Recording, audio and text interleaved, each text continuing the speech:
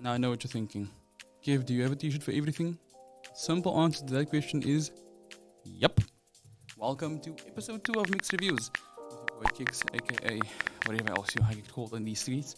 And today, I know, I spoke a lot of smack about this game. One of the previous episodes, but shout out to my boy Kirshen, aka Beardman Eats, who borrowed me his PS5 so we could do a Tekken 8 review.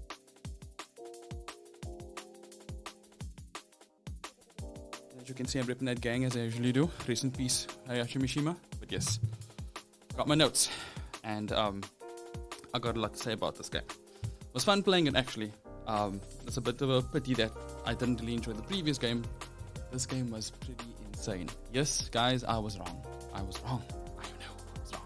I was wrong to judge the game prematurely, but I managed to get my hands on the game and played it for like a day just to see what it was about. And I got some notes to compare the previous ones to the current one.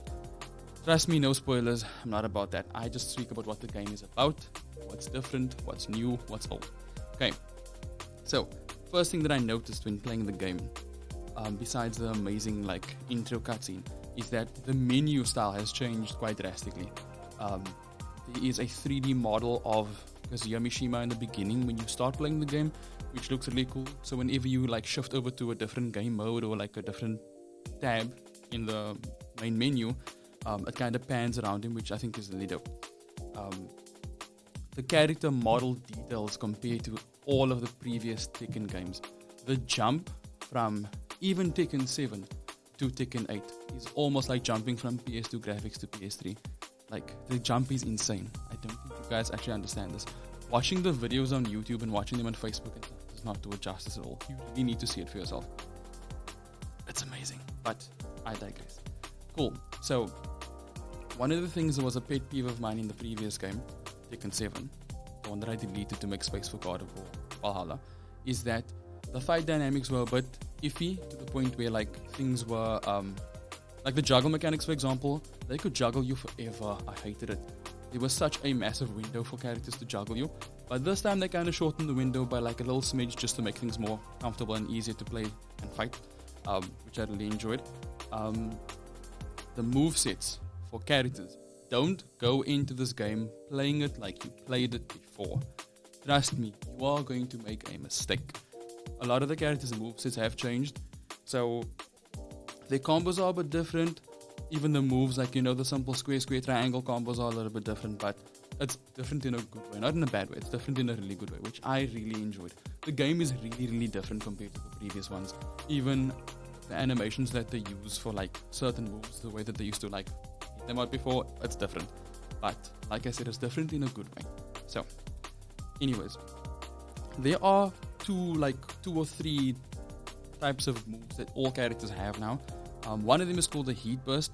It's the best thing for where, I made a note here. It says, move that doesn't cause stagger when you get hit, knocks on your opponent and lets you close the gap. So what it does is, you can basically break through enemies, whoever you're fighting is, you can break through their combo and just knock them a couple of meters away from you, and you go running after them while they're busy, and you can just apply pressure one way.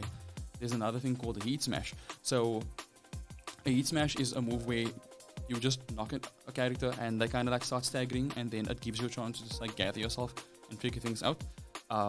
So yeah, and also there is insane cutscene kind of situation. So when you win a character from, I think the Tekken Rage, the Tekken Rage system was brought in from Tekken Tag. So when you were being beaten in the game, the character that's not in the match right now, that you still need to tag in, has the health bar starts flashing red. That's when the Tekken Rage system started kicking in. It wasn't in Tekken 4 nor in Tekken 5, but it came back in Tekken 6. So Tekken 7, they introduced a move called Rage Art, so it was a finishing move. But if you beat your character, or if you beat your opponent with your Rage Art, there's actually a hidden animation that you get to see at the end of that round, which is pretty cool as well. It's kind of reminiscent of Mortal Kombat, and some of the things are also reminiscent of Street Fighter, but it still feels like a game on its own. It still feels like you playing a different game compared to those, although a lot of the fighting games are kind of stealing from each other nowadays. Doesn't matter. But anyways, guys, I am on the Homeless Crusade podcast on the Mixed Reviews episode to say that I was wrong. Tekken is actually still a dope game. Tekken 7, we don't talk about Tekken 7. That's just how I feel. But Tekken 8 is definitely going to be worth it to cop on the 26th of January. I think it is 26th January. Yeah, that's when the game is released. That is also my sister's birthday, but she needs to just understand that if I have a PS5 by then, she is not getting a birthday present. It is what it is. So, yeah. But that's my footnotes, guys, and that's me playing Tekken for about an hour and a half to 2 hours-ish. Just checking out the mode, checking out the arcade, checking a bit of the story, which again I won't spoil for anybody. And also having my girlfriend hand my ass to me. I think at least 3 matches we played together. So well done, baby. You did well. But yes, guys, that's been me for Mixed Reviews episode 2, Tekken 8. Make sure that if you do have a PS5 or an Xbox Series X or S, 26th of January is the release date for the full game. Get it when it comes out. Or wait until it goes on sale like I always do, because guaranteed it's going to go on sale. So far, I don't know much about the DLC characters. They're only introducing characters who belong on the actual game, so I have no clue who's going to be like the extra characters that you have to buy with your bank card. But I'm sure we'll all see that in due time, because they've been releasing character reveal trailers since like a month ago. But final verdict, get the game, because it's dope. But anyways, guys, that's been me for Mixed Reviews. I'm going to catch you on the flip side.